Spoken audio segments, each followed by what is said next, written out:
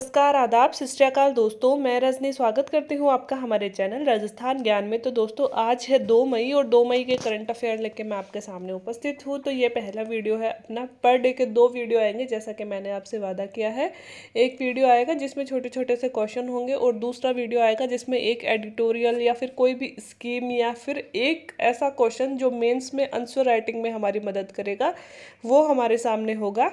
तो per day के 2 videos होंगे दोस्तों। अगर आप ये 2 वीडियोस लेके चलते हैं रोज़ तो और एक वीडियो में ऐसा बना दिया करूँगी। आज जैसे मई का महीना है ना, तो अब से मई, जून, जुलाई, अगस्त की एक वीडियो कंबाइंड आ जाएगा कि मई के सारे करंट अफेयर्स राजस्थान के अलग से, है ना।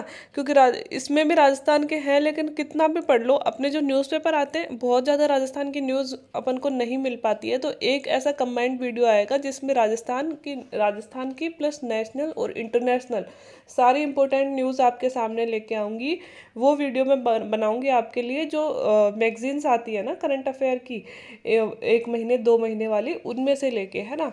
तो वो अगर मतलब पर डे की आप 2 न्यूज़ ये देख रहे हैं प्लस एक कंबाइंड वीडियो आ जाएगा हर महीने का, अगर वो आप देख रहे हो, रेगुलरली आप देख रहे हैं, तो आपकी करंट अफेयर कहीं भी नहीं जाने वाली है। आरएएस के एग्ज़ाम जो वैकेंसी आएगी और एग्ज़ाम होगी अगस्त तक, संभावना है जुलाई लास्ट या अगस्त तक, तब तक आपके करंट अफेयर सॉलिड हो जाएंगे। तो ये वीडियोस पे आप लगातार बने रहिए और मेरी मेहनत को अप्रिसिएशन दिया है आपने, तो मुझे भी, अगर आप देखते हैं वीडियो तो मुझे भी अप्रिसिएशन मिलता है। प्लीज़ दोस्तों शेयर कीजिए। जितनी मैं मेहनत कर रही हूँ उतना लोग देख नहीं रहे हैं। कुछ तो मुझे पता है कि बहुत निराशा का माहौल इस टाइम पे बना हुआ है, और मुझे ये भी पता है कि बहुत सारे लोग पढ़ाई ही नहीं कर रहे हैं इस वक्त। लेकिन जो लोग अभी से पढ़ाई कर रहे हैं, यकीन मानिए आप उन लोगों से बहुत आगे होंगे जो अपने नेगेटिव माहौल में नेगेटिव होकर अभी जी रहे हैं और उसे कुछ पॉजिटिव नहीं सोच पा रहे हैं। आप लोग को सिर्फ पॉजिटिव सोचना है। और मतलब मुझे पता है बहुत भारी भारी माहौल है, बहुत आसपास न्यूज़ देखते हैं, खबरें देखते हैं, या फिर बहुत सारे लोगों के परिवारों में भी बहुत दयनीय घटनाएं हो रही हैं। लेकिन ज़िंदगी तो चलने का नाम ही है ना। तो हमें इन सब से आगे बढ़कर दोस्तों एक सपना जो देखा है उसको पूरा करने के लिए कोशिश नहीं छोड़नी है। तो दोस्तों शेयर भी कीजिए और आप लोग भी देखिए और बने भी रहिए, ताकि आप लोग जितने ज़्यादा शेयर करेंगे, जितने ज़्यादा लोग वीडियो को देखेंगे, उतना ही ज़्यादा फिर मुझे भी मोटिवेशन मिलता है वीडियो बनाने के लिए। और हाँ, एक और इम्पोर्टेंट बात, ये 2 वीडियोस तो हैं ही, प्लस आपने जो मैंने मेंस के पेपर सॉल्व कराए थे उनके नीचे आपने डिमांड करी थी कि इनके सॉल्यूशन भी बताइए। तो दोस्तों आपकी कोई भी डिमांड, अब मैं आपके हर एक कमेंट पढ़ती हूँ, तो कोई भी डिमांड खाली नहीं जाएगी। सॉल्यूशन आज एक पेपर का हो गया है, एक पेपर का नहीं, पार्ट 1 का। तो मैं अकेली ही सारा काम करती हूँ दोस्तों, तो मुझे टाइम लगता है क्योंकि मैं न्यूज़ भी कलेक्ट करती हूँ, फिर उनकी पीपीटी भी बनाती हूँ, है ना।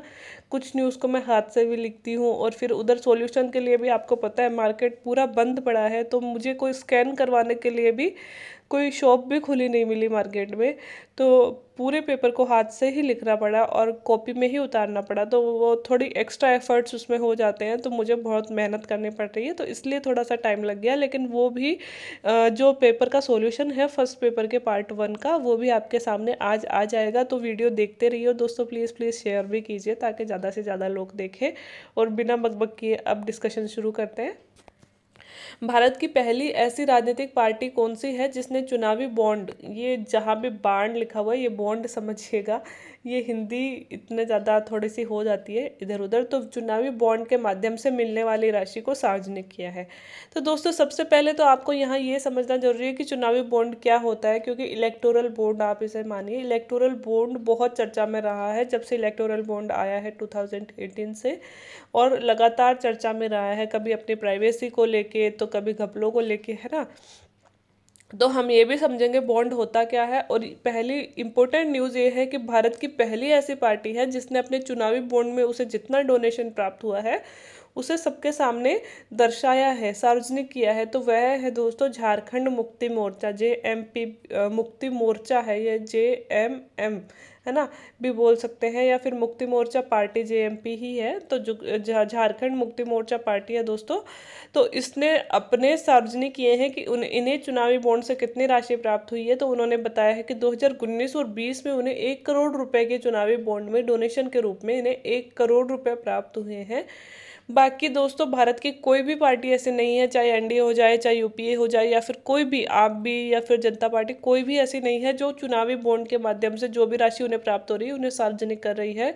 कोई भी ऐसे नहीं है।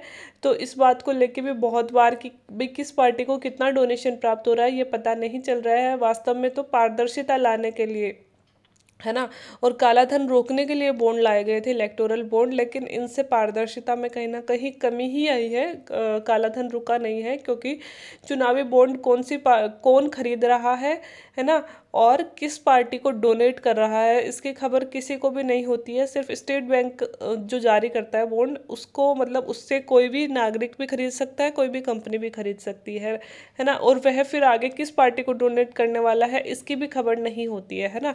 तो एक तरह से सब कुछ अपारदर्शी हो गया, तो इससे काला मतलब इससे ज़्यादा डोनेशन पार्टी को मिलने लगा है, जो भी पार्टीज़ हैं उनको मिलने लगा है।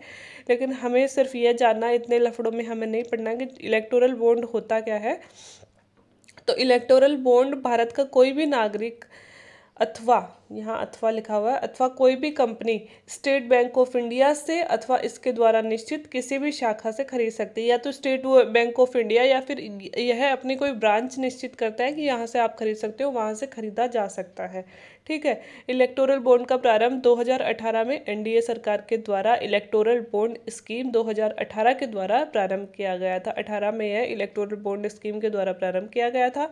इलेक्टोरल बॉन्ड हम 1000 से लेकर 10,000, फिर 1 लाख, फिर 10 लाख और फिर 1 करोड़ तक का खरीद सकते हैं। मतलब 1000 से 1 करोड़ तक की राशि के इलेक्टोरल बॉन्ड खरीदे जा सकते हैं। तो कितने से कितने के बीच में होते हैं? 1000 से लेकर 1 करोड़ तक के बीच में।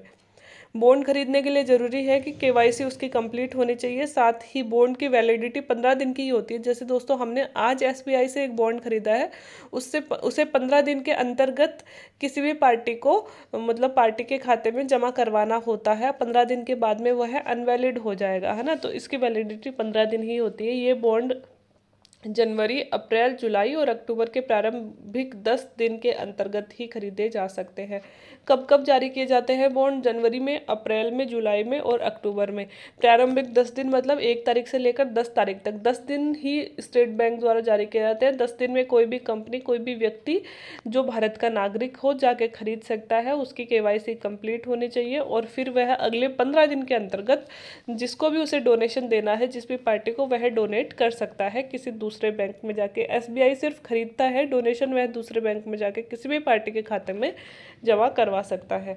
इलेक्टोरल बॉन्ड प्राप्त करने के लिए चुनावी पार्टी को, ऐसे कोई भी पार्टी नहीं ले सकती है। चुनावी पार्टी के लिए भी कुछ सीमाएं निश्चित की गई हैं कि चुनावी पार्टी को लोकसभा और राज्यसभा के इलेक्शन में न्यूनतम 1%, राज्यसभा नहीं, राज्य विधानसभाओं के इलेक्शन में दोस्तों, राज्यसभा नहीं आएगा यहाँ पे, राज्य विधानसभा आएगा। राज्यसभा तो अप्रत्यक्ष होते हैं वैसे ही चुनाव, तो यहाँ पे राज्यसभा नहीं आएगा, राज्य विधानसभा आएगा। ठीक है। तो लोकसभा और राज्य विधानसभा इलेक्शन में न्यूनतम 1% वोट प्राप्त करना अनिवार्य है। वो पार्टी जिन्हें या तो राज्य असेंबली के वोट हो या फिर जनरल असेंबली मतलब केंद्रीय असेंबली के वोट हो, तो उनमें मतलब कुल मतों का 1% मत जिस पार्टी को प्राप्त हुआ है वही पार्टी अधिकृत होगी चुनावी बॉन्ड प्राप्त करने के। इलेक्टोरल बॉन्ड पूर्णतया गुप्त होते हैं। ना तो पार्टी को पता होता है कि उनको डोनेशन किसने दिया है, ना ही बैंक को पता होता है कि डोनर किस पार्टी को डोनेट कर रहा है। तो दोस्तों कहने को तो ये पूर्णतया गुप्त होते हैं, लेकिन इनमें भी बहुत सारा फर्जीवाड़ा होता है, लेकिन वो हमें यहाँ पे नहीं समझना है। हमें बस मोटा मोटा यह जानना था कि पहली ऐसी पार्टी, अब ये कोई भी पार्टी यह नहीं बताती है कि मतलब उन्हें इलेक्टोरल बॉन्ड के तहत कितने रुपए का डोनेशन प्राप्त हुआ। आज तक किसी भी पार्टी ने यह नहीं बताया है, लेकिन झारखंड मुक्ति मोर्चा पार्टी ने सबसे पहली पार्टी भारत में बन गई है कि जिसने बताया है कि हमें 1 करोड़ रुपए का फंड मिला है, डोनेशन मिला है। हो सकता है इनके नक्शे कदम पे चल के आगे और भी पार्टियां अपना डोनेशन बताने लगे, तो यह पारदर्शिता के क्षेत्र में एक अच्छा कदम होगा। तो उम्मीद है आपको समझ में आ गया होगा इलेक्टोरल बॉन्ड। अगर अभी भी कोई कन्फ्यूज़न हो तो आप कमेंट बॉक्स में कमेंट करके पूछ सकते हैं। नेक्स्ट वीडियो में मैं वो कन्फ्यूज़न दूर करने की कोशिश करूँगी। दोस्तों सीटी वैल्यू बहुत चर्चा में है कोरोना की वजह से, तो सीटी वैल्यू थोड़ा सा हमारे लिए जानना जरूरी हो जाता है। क्या होता है, इंटरव्यू में बहुत बार पूछ लिया जाता है सीटी वैल्यू क्या होता है, और अब आने वाले एग्जाम्स में भी कोरोना से रिलेटेड बहुत सारे क्वेश्चन बनेंगे, तो इम्पोर्टेंट हो जाता है। सीटी वैल्यू है साइकिल थ्रेशोल्ड। इसकी फुल फॉर्म होती है साइकिल थ्रेशोल्ड।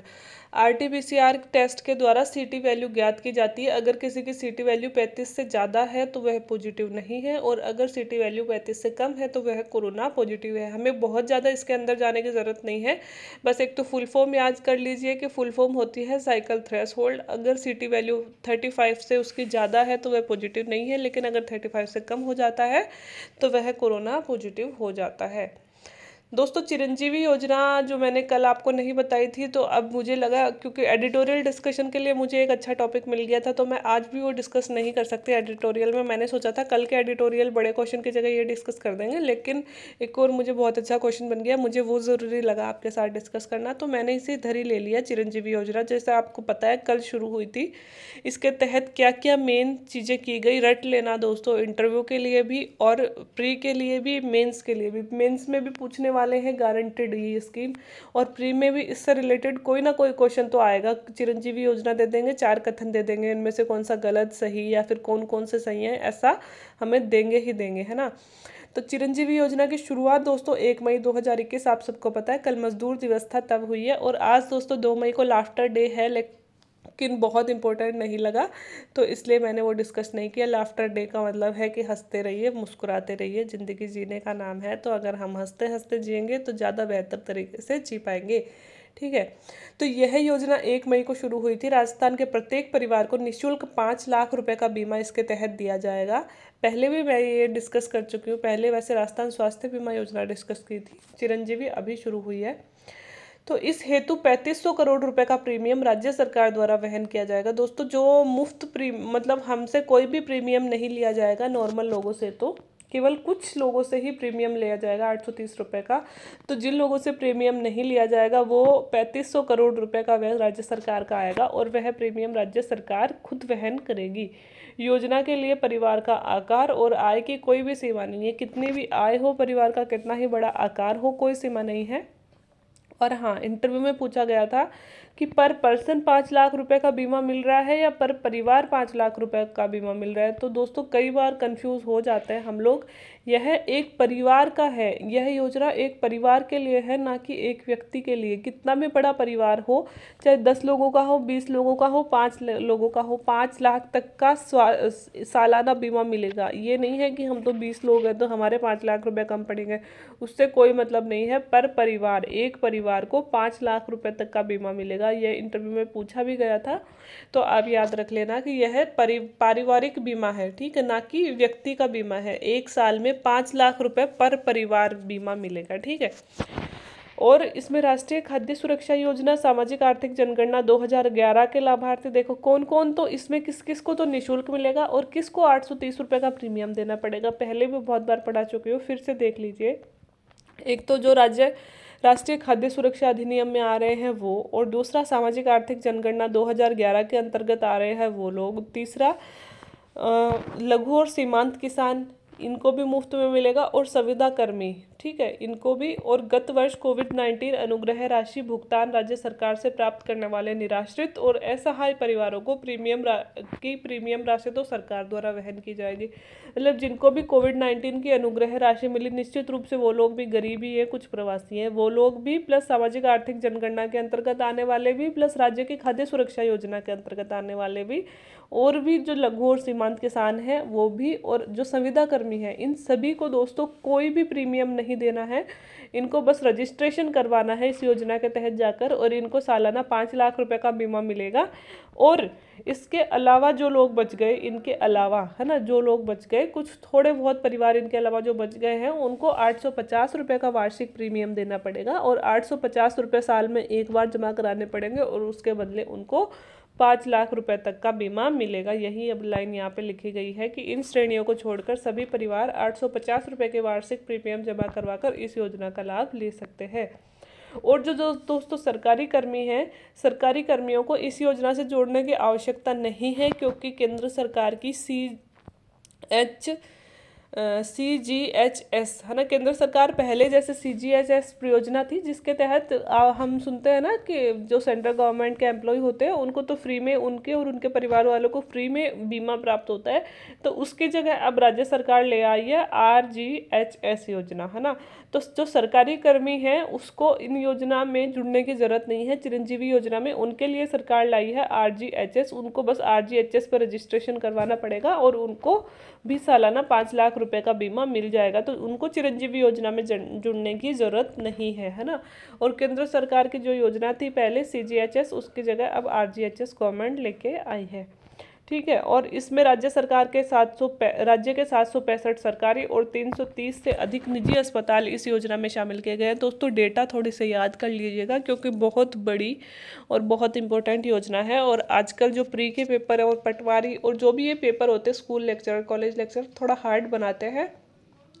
तो अपनी राज्य सरकार RPSC डेटा देने में बहुत इंटरेस्टेड रहती है। तो देख लीजिए कितने अस्पताल रजिस्टर्ड किए गए हैं। 765 तो सरकारी अस्पताल और 330 निजी अस्पताल इस योजना में शामिल किए गए हैं। और भर्ती, अगर कोई अस्पताल में भर्ती होता है तो उसके 5 दिन पहले से और डिस्चार्ज होने के 15 दिन बाद तक का इलाज भी निःशुल्क इस योजना के तहत किया जाएगा, ठीक है।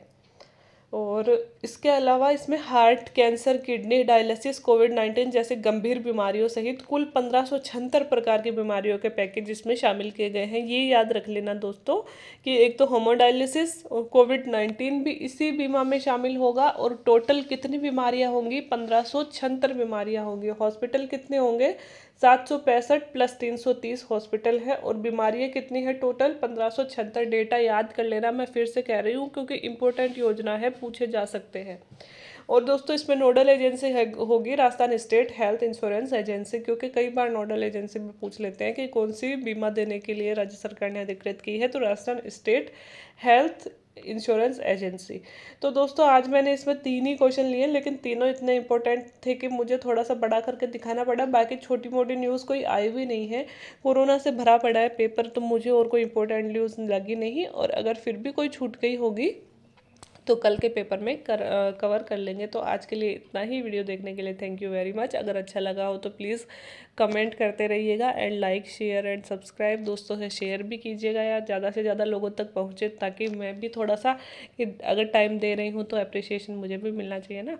बाकी वीडियो देखने के लिए थैंक यू वेरी मच।